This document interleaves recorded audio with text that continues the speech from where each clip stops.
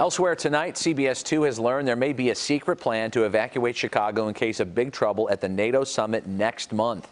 The Red Cross in Milwaukee is apparently reaching out to volunteers to help prepare shelters for any Chicagoans who are suddenly relocated. CBS 2's Mike Parker uncovered the story. CBS 2 News has obtained a copy of Milwaukee area Red Cross emails sent out to volunteers. The message suggests a possible plan to evacuate residents of the city of Chicago during the NATO summit. The conference, the email says, may create unrest or another national security incident. The American Red Cross in southeastern Wisconsin has been asked to place a number of shelters on standby in the event of evacuation from Chicago.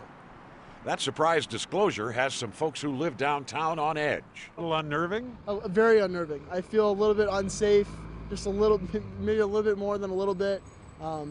Doesn't make me feel like I want to be in the city during the NATO conference. I'm lost for words because I absolutely have no idea what that entails. According to a Wisconsin Red Cross spokesperson, the evacuation plan is not theirs alone. She told us, "Our direction has come from the city of Chicago and the Secret Service."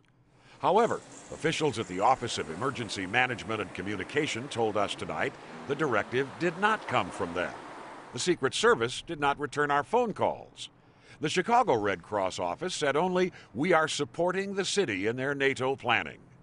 A union executive who's been training his members in preparation for the summit believes such a plan might be over the top.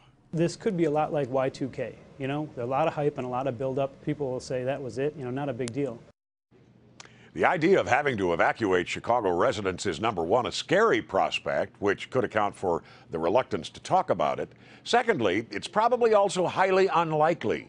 This seems to be a case of officials wanting every possible contingency plan on the table, just in case, Robin Kate. Still has to make people a little uneasy, nevertheless, though, Mike. You don't want to hear about possible evacuations, but they're planning ahead. They don't want to be surprised. Fair enough.